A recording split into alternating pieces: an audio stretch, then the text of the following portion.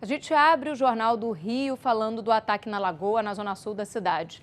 2 pessoas morreram ao serem esfaqueadas por um homem. A gente consegue acompanhar essas imagens, inclusive aqui. Elas foram esfaqueadas por um morador de rua. Nessa ação, outras 5 pessoas ficaram feridas, incluindo o próprio agressor, que já tinha passagens pela polícia. O governador do Rio, Wilson Witzel, e o presidente Jair Bolsonaro comentaram esse caso. E a reportagem completa, feita pela Camila Greco, você assiste ainda na edição de hoje. A gente vai falar agora de um projeto do governo do estado que foi lançado hoje para ampliar o turno integral na rede estadual. E Yasmin Bachur estava por lá e vai explicar para a gente a partir de quando essa iniciativa será já percebida pelas pessoas que moram no estado.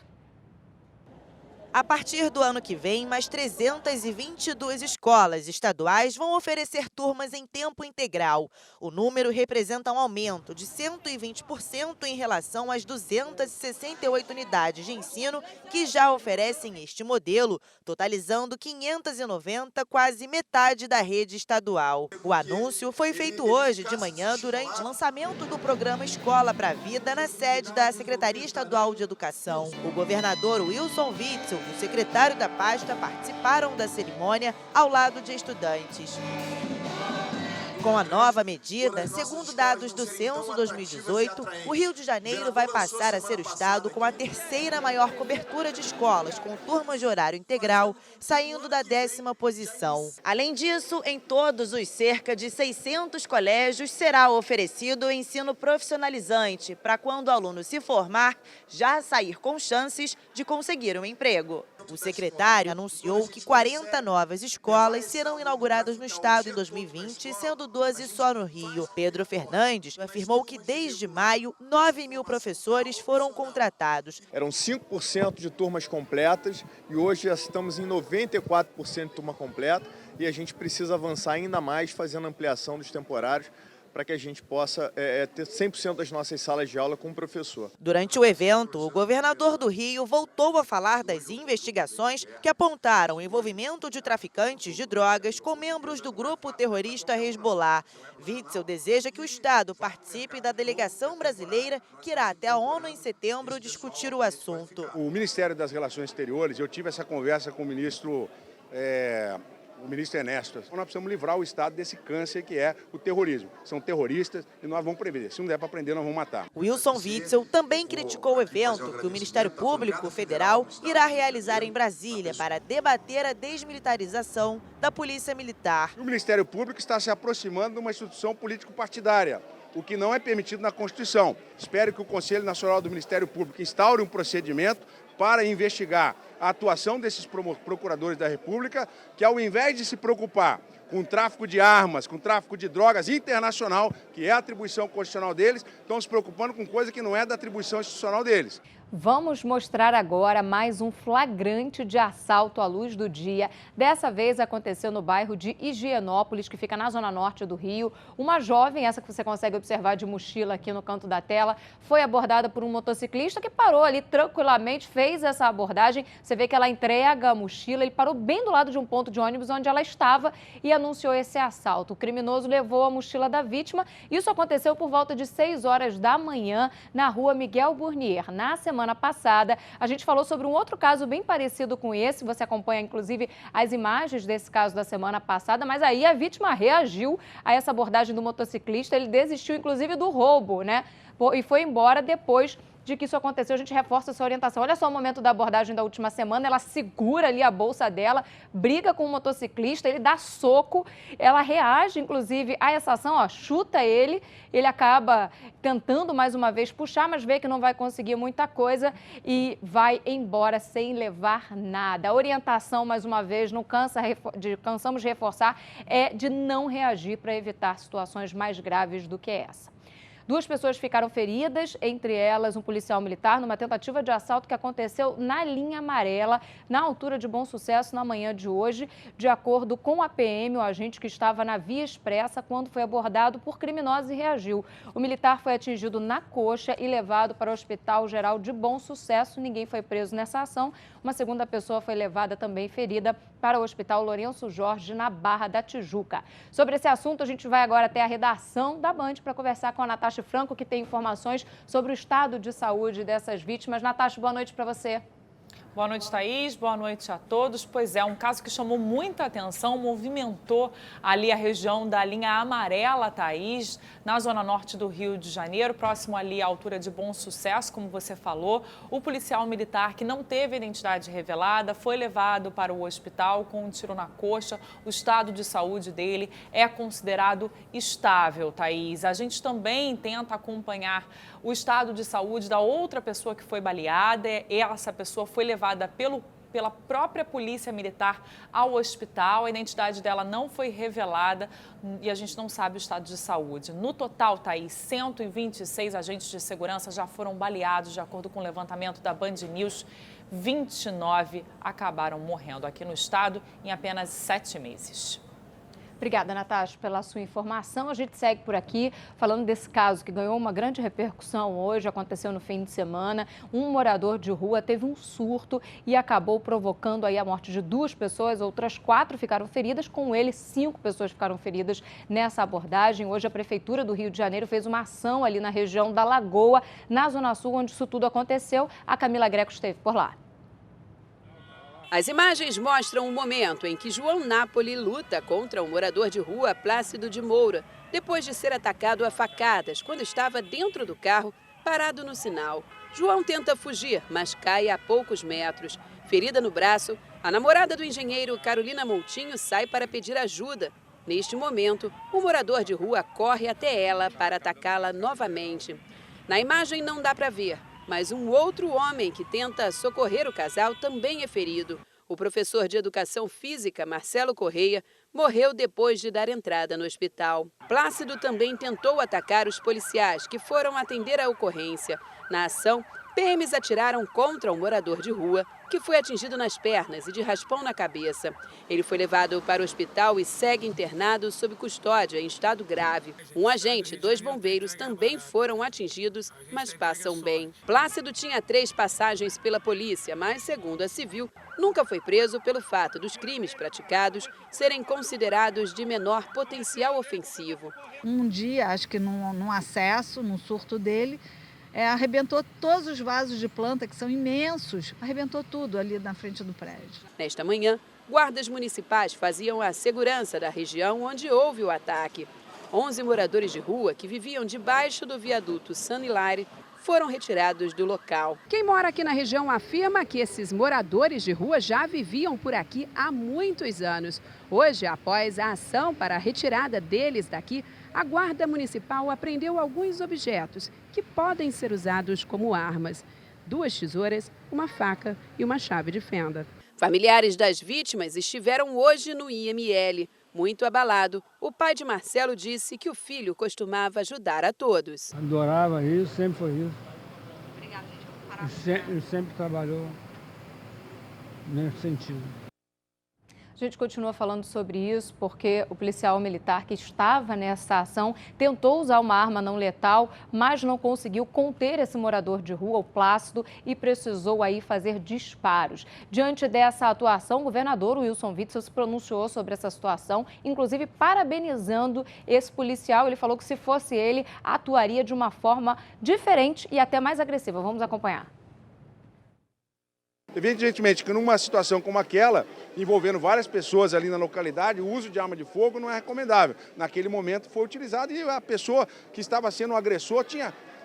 Se eu tivesse no lugar do policial, eu tinha dado tiro na cabeça dele, né, para evitar imediatamente. Mas o policial ainda foi melhor do que eu imaginava. Ele atirou para neutralizar e tentar recuperar aquela pessoa. Então, parabéns à Polícia Militar. O que nós vimos foi uma ação muito profissional, evitando o máximo possível de vítimas, eventualmente qualquer tipo de equívoco que aconteceu naquela ação policial, nós vamos corrigir e para evitar que outras ações como essa não aconteçam. Mas com a graça de Deus, com as medidas que nós estamos tomando, não mais teremos esse problema de esfaqueamento. E olha, a Polícia Militar investiga e apura a conduta dos agentes envolvidos nesse caso. Quem também falou sobre essa repercussão de hoje, desse ataque que aconteceu na região da Lagoa, foi o presidente Jair Bolsonaro. A gente também tem a palavra dele. Você pode ver no Rio de Janeiro, foi ontem, Zé? Um morador de rua matou 2 pessoas no Rio de Janeiro. Agora não tinha ninguém armado para dar um tiro nele, é impressionante, né? Mas tudo bem.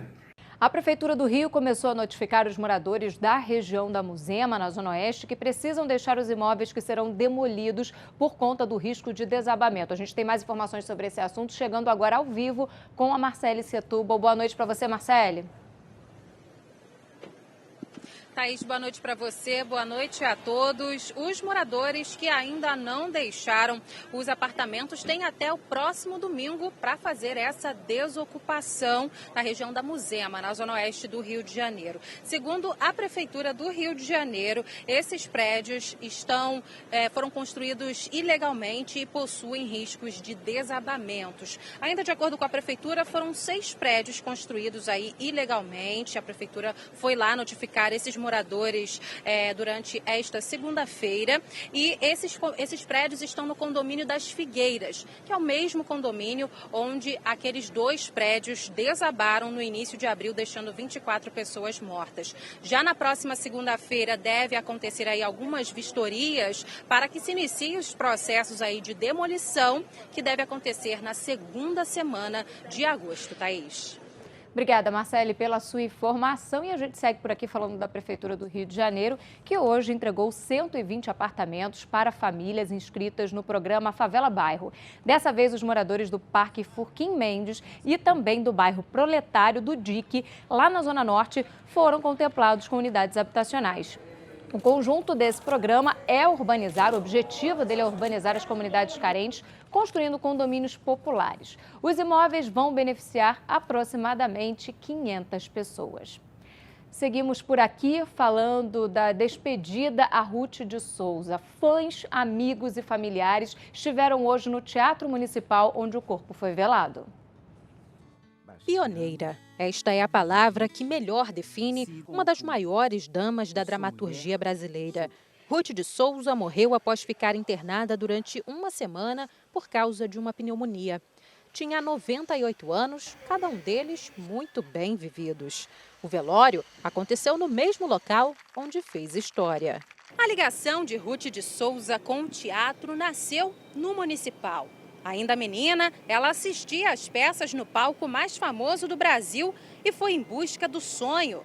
Anos mais tarde, Ruth conheceu o Teatro Experimental do Negro, fundado por Abdias do Nascimento. O grupo revolucionou a história das artes cênicas brasileiras ao se apresentar aqui, em 8 de maio de 1945. Ruth dividiu o palco com empregadas domésticas, operários e se tornou uma das primeiras mulheres negras a representar um personagem no Teatro Municipal.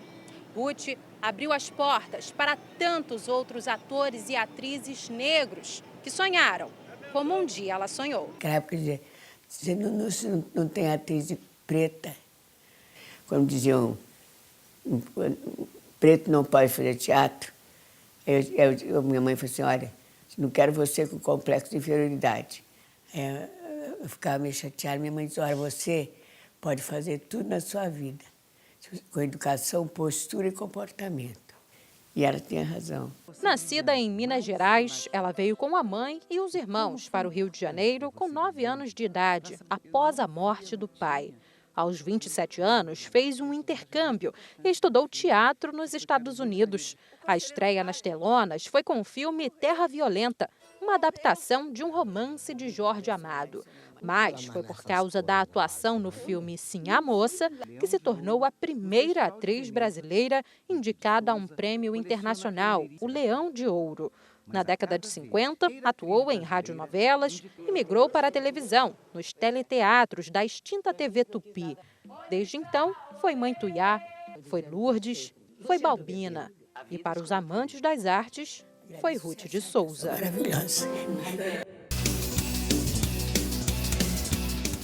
E chegou a hora de falar de futebol e eu recebo aqui no estúdio do Jornal do Rio, como sempre, Roberta Barroso. Tudo bem, Roberta? Oi, Thaís, tudo ótimo. Boa noite. Boa noite. E a gente já tem semana decisiva para os cariocas nas competições internacionais. Começamos falando pelo Fluminense, que entra em campo amanhã contra o Peñarol, podendo até empatar. Mas é melhor não arriscar, né, Roberta? É verdade, Thaís. O Fluminense que venceu o jogo de ida por 2-1 e aí pode empatar, mas pode até perder por 1-0, que se classifica para as quartas de final da competição. A situação, pelo menos na Sul-Americana, é favorável. Já no Campeonato Brasileiro, o Fluminense não vence há 7 partidas. E hoje, no treino do Tricolor, quem falou foi Paulo Henrique Ganso e ele disse o que o Fluminense precisa fazer para avançar para as quartas de final. Vamos acompanhar. Matar a partida, porque a gente tem criado muitas oportunidades de gol e a gente tá pecando nesse último passo para matar a partida. Então acho que isso a gente tem que fazer amanhã. Assim como foi lá no primeiro jogo contra o Peñarol. A gente teve pouquíssimas chances, mas a gente foi lá e matou a partida. E sua aposta, Roberta? Olha, acho que o Fluminense classifica. O Fluminense está tranquilo. Tá tranquilo? E ainda na Sul-Americana, temos parada dura para o Botafogo na quarta-feira contra o Atlético Mineiro. E aí, o que esperar? Aí sim, para o Botafogo a situação é bem mais complicada, Thaís. Isso porque em casa, no Newton Santos, o Botafogo perdeu para o Atlético Mineiro por 1-0. Se devolver esse placar de 1-0, a partida vai para os pênaltis. O problema é que o Botafogo não vence há 5 jogos.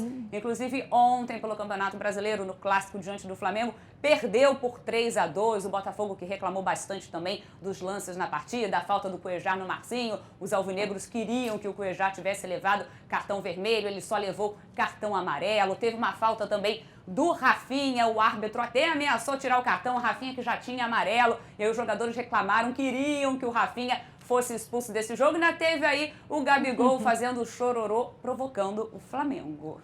Então vamos falar dele, porque agora a gente vai falar de Libertadores, Flamengo e Emelec no Maracanã, prova de fogo agora para o técnico Jorge Jesus. Né? Exatamente, Thaís, é o jogo da vida do Flamengo, a competição que é prioridade para o rubro-negro na temporada. No jogo de ida, o Flamengo perdeu por 2-0, então precisa vencer por 3 gols de diferença para se classificar, sem precisar disputar pênaltis. O problema do Flamengo é a lista de jogadores no departamento médico. O Vitinho e o Diego passaram por cirurgias, estão fora dessa partida. O Rodrigo Caio, ele se machucou ontem, hoje teve constatada lesão na coxa, assim como o Lincoln, o atacante também se machucou, tá fora desse jogo, mas tem 2 boas notícias. Oba. Arrascaeta e Everton Ribeiro participaram normalmente do treino hoje e, a princípio, vão pro jogo. Vamos aguardar. E sorte para os cariocas. Boa noite para você e boa noite para você que está em casa. Até amanhã.